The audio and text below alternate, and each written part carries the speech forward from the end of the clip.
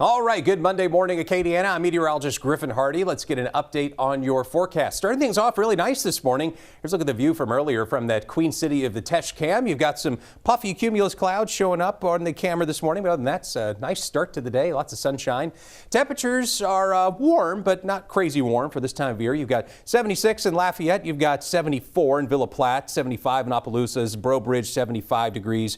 Farther down towards the coast, 79 in Intercoastal City. We've had some pretty high dew points as well. Tons of humidity in the air with lots of moisture coming off the Gulf, but just not quite enough for dense fog. Got some lighter fog beginning to show up there in Evangeline Parish, just west of Villa Platte. Villa Platte, the visibility is at 5 miles, but definitely could see denser fog in this part of the world for this time of year.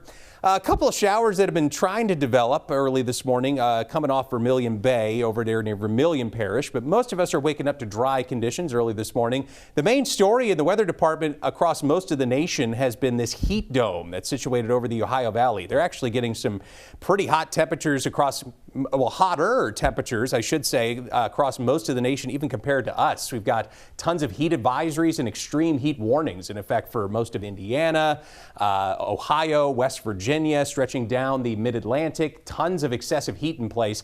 And again, hotter temperatures than even we'll see because we're on the edge of that heat dome. It's just going to be hot, but it's not going to be unusually hot for this time of year. And because there won't be as much high pressure, we've got better chances for thunderstorms for this afternoon and into this evening. Really good chances, I think, most likely between 3 and 6 p.m. in that hour-by-hour forecast. That's when most likely when you need to be planning on some wet weather is on your way home later today.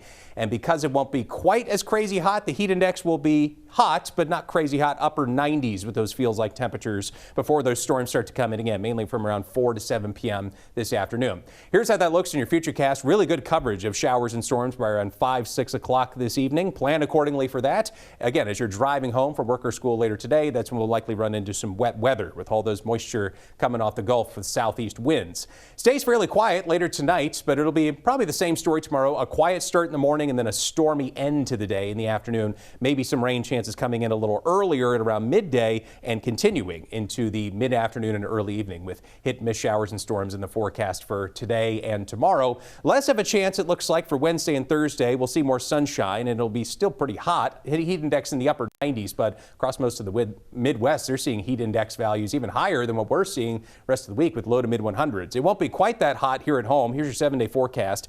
Actual temperatures in the lower 90s Wednesday and Thursday. That's about as hot as we're going to get because the rain chances are coming back into the weekend.